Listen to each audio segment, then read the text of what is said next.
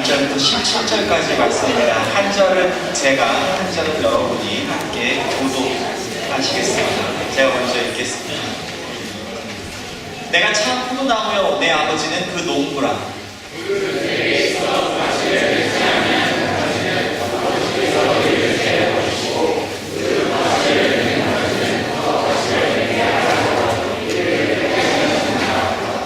너희는 내가 일러준 말로 이미 깨끗했으니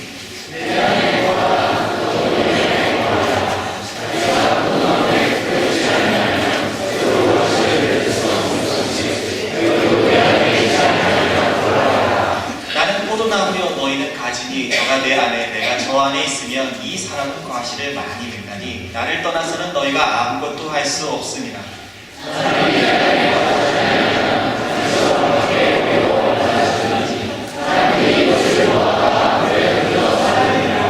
너희가 내 안에 거하고 내 말이 너희 안에 거하면 무엇이든지 원하는 대로 구하라. 그리하면 이루리라.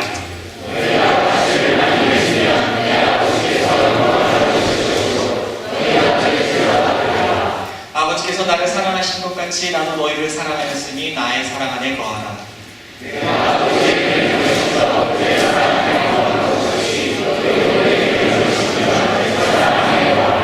내가 이것을 너희에게 이름은 내 기쁨이 너희 안에 있어 너희 기쁨을 충만하게 하려 함이니라.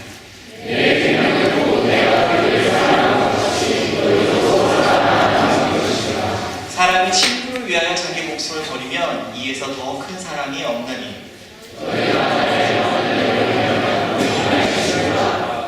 이제부터 너희를 종이라 하지 아니하리니 종은 주인의 하는 것을 알지 못함이라. 너희를 친구라 하였노니 내가 내 아버지께 들은 것을 다 너희에게 알게 하였음이니라.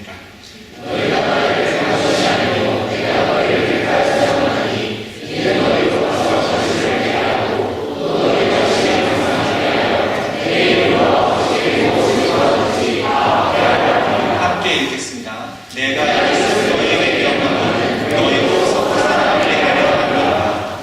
아멘. 기도하시겠습니다. 하나님, 무익한 종이 주님 앞에 섰습니다. 주님, 주의 말씀을 전하고자 합니다. 이 시간 성령님 우리 가운데 함께 해주시고 주님 말씀해 주시옵소서. 주님, 이 시간에 이 무익한 종의 머릿속에 있는 세상의 지식들, 생각들은 제 머리에 주시고 주님께서 주님의 것으로 우리 디모데 공동체 가운데 함께 해주시고 말씀 주실 줄 믿습니다. 주님을 믿고 의지합니다. 그러신 예수님의 이름으로 기도드렸습니다. 네. 반갑습니다. 네.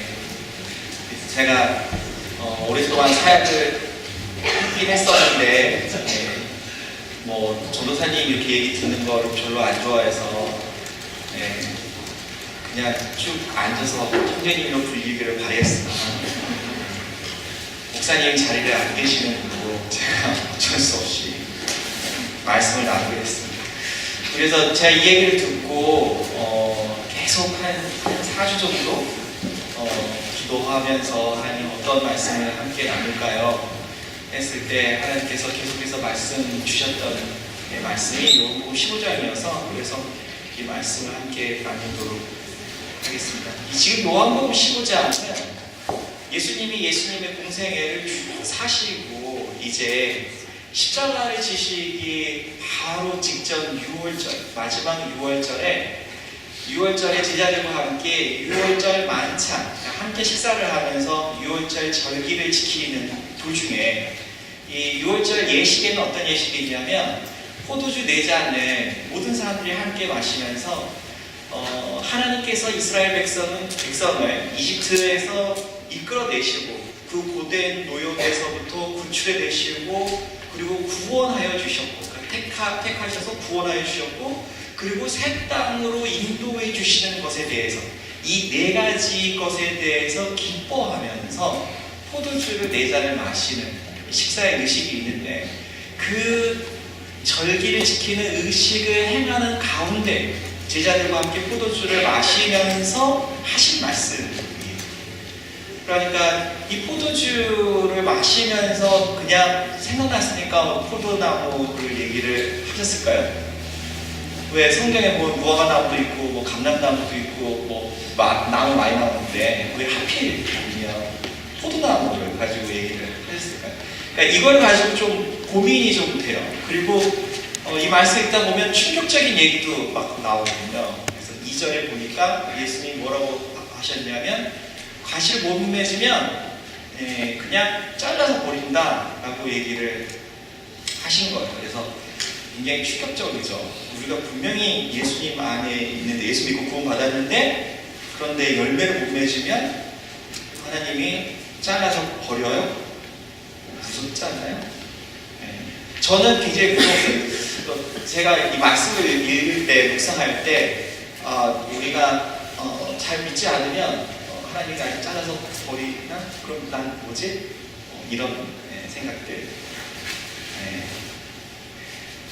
그런데 이게 너무 궁금해서 이제 신학교에 들어가서 공부를 하게 됐는데, 저는 뭐 아는 사람 알겠지만 저는 대학교를 8개를 다녔어요.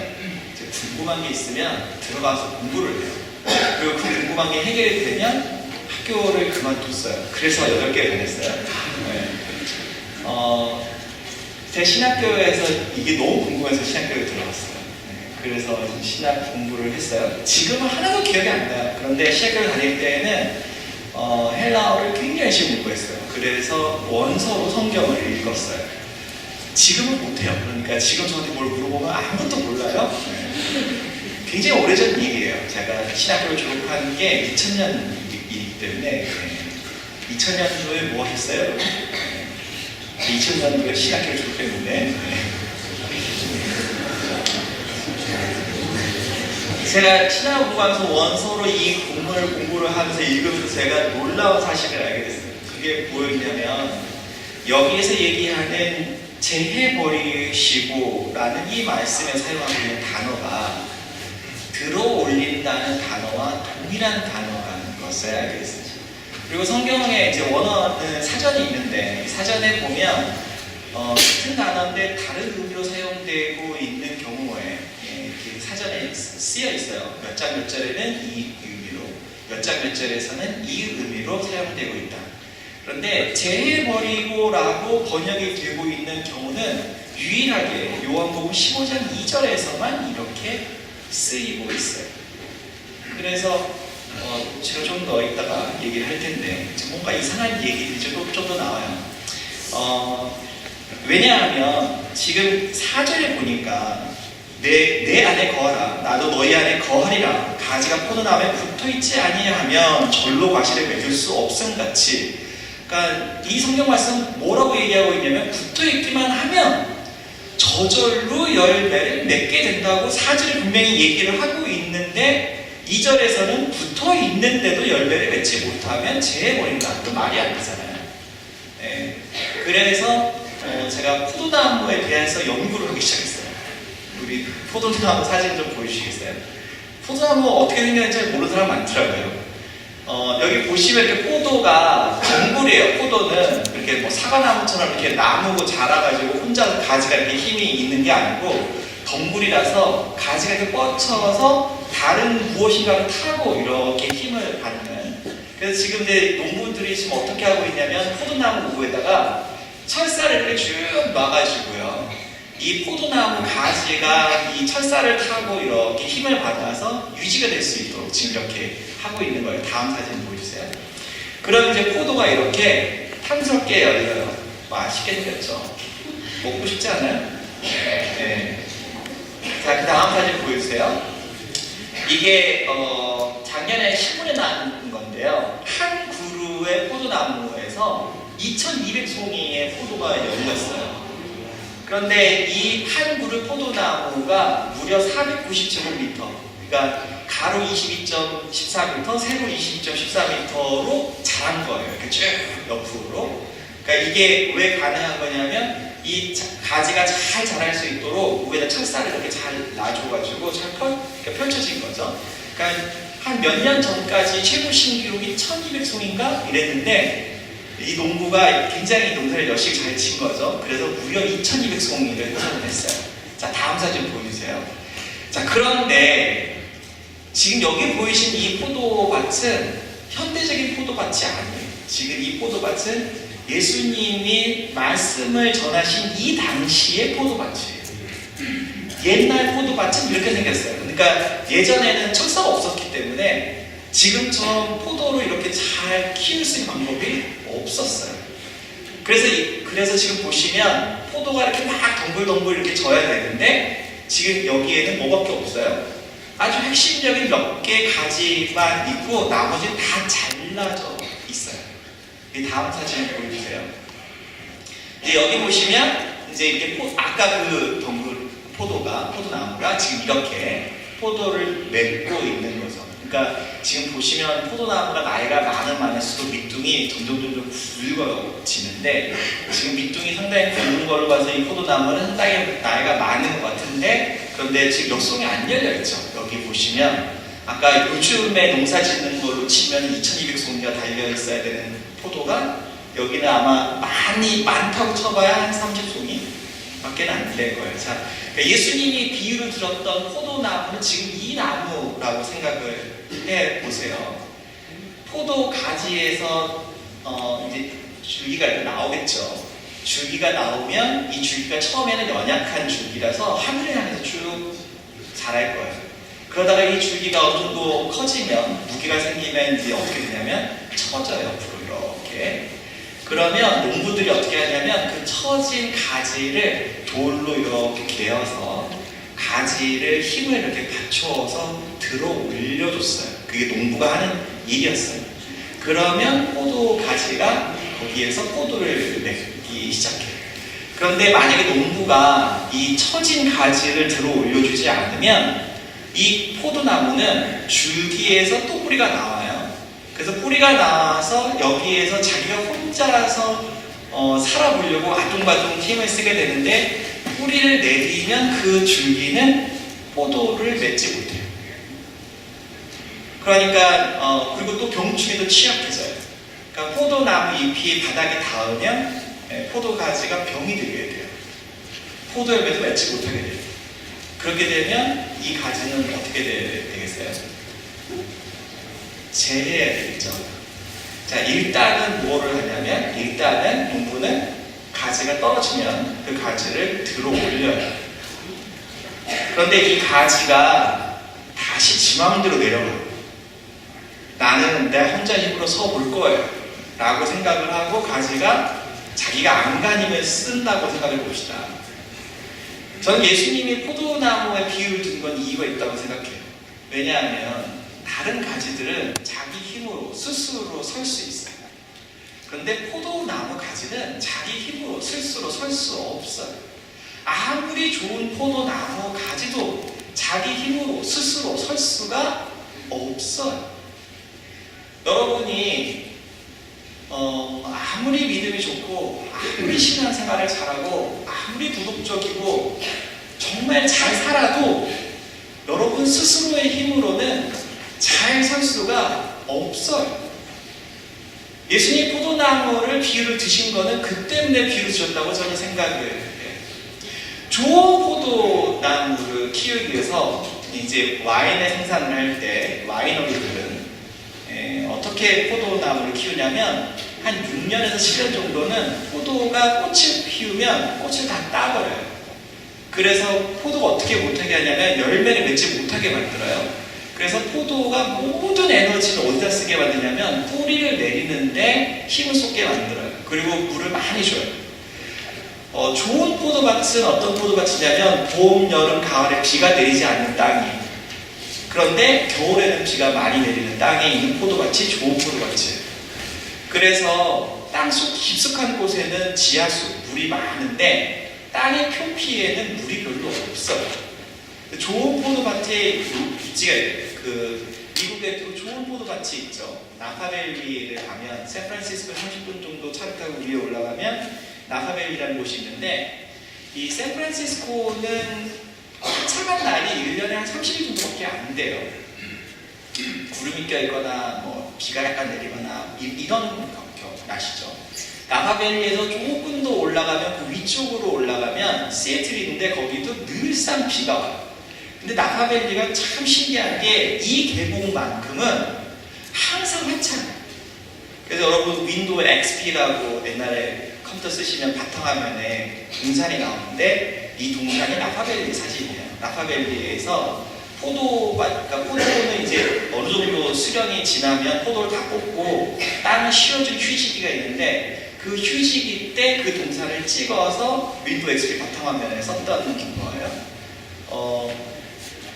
그래서 이 땅에는 우리 적과 꿀이 흐른다고 얘기를 하는 정말 좋은 땅이면 우리가 생각할 때는 토지가 비옥하다고 얘기할 때 우리가 생각할 때는 습기가 많고 땅에 뭐든지 씨가 뿌려지면 그냥 막 자랄 것 같은 땅인데 실제로 성경이 얘기하는 좋은 땅, 적과 꿀이 흐르는 땅은 어떤 땅이냐면 비가 오지 않는 땅이에요. 그런데 밑에는 뭐가 있어요? 지하수가 있어요. 그러니까 보세요. 가지가 자기가 거기서 뿌리를 내리면 어떻게 되겠어요? 가지가 내릴 수 있는 그 뿌리는 굉장히 표피, 건조한 땅이죠. 그러니까 이 가지는 자기가 필요한 양분을 얻고 싶어도 얻을 수가 있어요? 없어요? 얻을 수가 없죠. 자, 여러분이 포도나무 가지예요. 자, 여러분이 살고 있는 이 환경이 굉장히 힘들고 척박해요. 여러분 손자서 스스로 살 수가 없어요. 너무 괴로워요. 여러분은 정말 비옥한 축복받은 곳에서 살고 있는 거예요. 왜냐하면 우리가 필요한 모든 것은 누구로부터 얻는 거죠? 예수님으로부터. 예수님이 나무세요. 예수님이 필요한 모든 것을 깊이 뿌리 내리셔서 그곳에서부터 우리에게 공급해 주신다는 거예요. 우리가 힘써서 해야 할 것은 무엇이냐면 그 나무 대신 예수님께 힘써 붙어 있는 것입니다. 그것을 우리가 해야 되는 것입니다. 그런데 이 세상에서 우리가 내가 어떻게든 아웅 박웅 어떻게든 잘 살아보겠다고 애를 쓰면 성경에서 얘기하는 적과 꿀이 흐르는 정말 그 좋은 비옥한 땅인데 우리는 뿌리를 내릴 수가 없어요. 우리는 열매를 맺을 수가 없어요. 하나님 우리를 축복해 주셨다는데 도대체 주님 그 축복을 나는 어디에서 볼 수 있을까요? 알 수가 없어요. 왜냐하면 우리가 보기에는 그 땅은 축복받은 땅이 아니거든요. 그러나 그 땅은 우리가 좋은 과실을 맺을 수 있는 굉장히 좋은 땅이라는 거예요. 이해되시죠?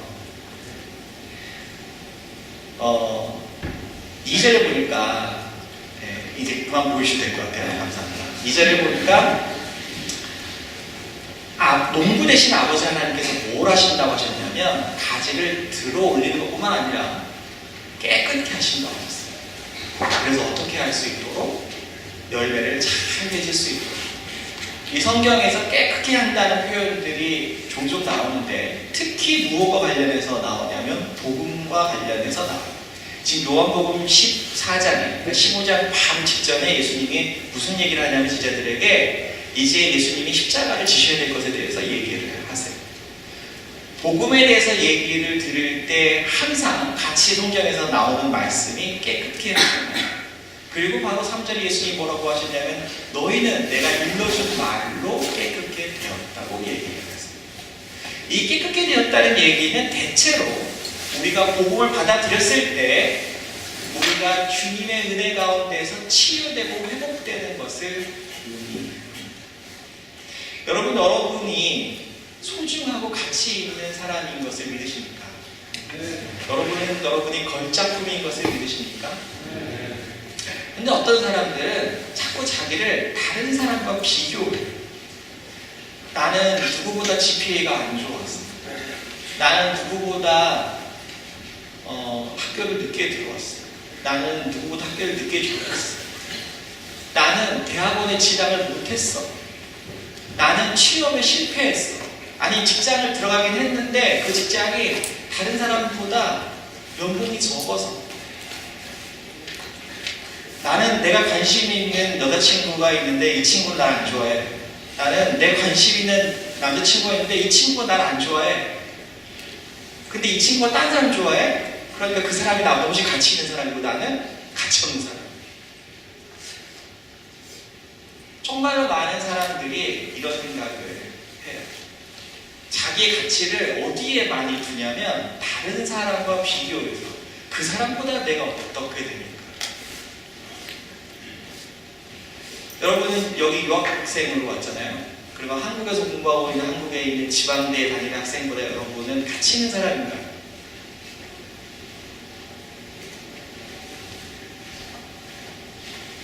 여러분 영어 잘하잖아요. 그러면 우리 라디오 방송국에서 거침없이 씨버러 이렇게 외치는 김은국 아저씨보다 여러분은 가치 있는 사람인가요? 너무 옛날 얘기를 잘 모르시는 거예요.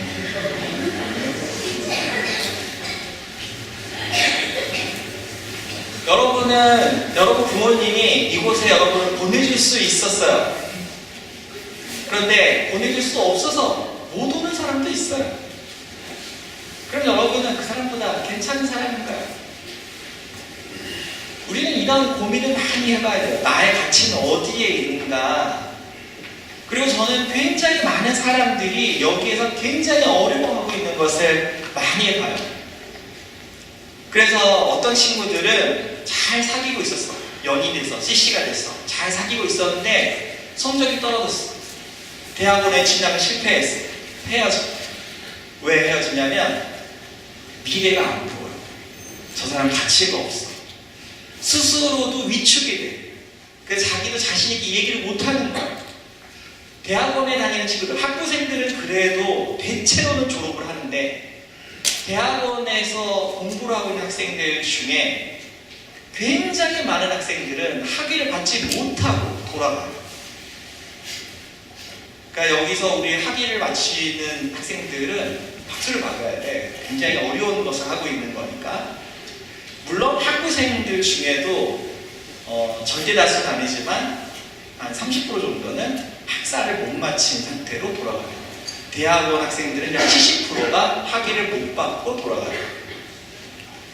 그럼 와가지고 여기서 학위 못 받았으니까, 못 마쳤으니까 나는 개쓰레기고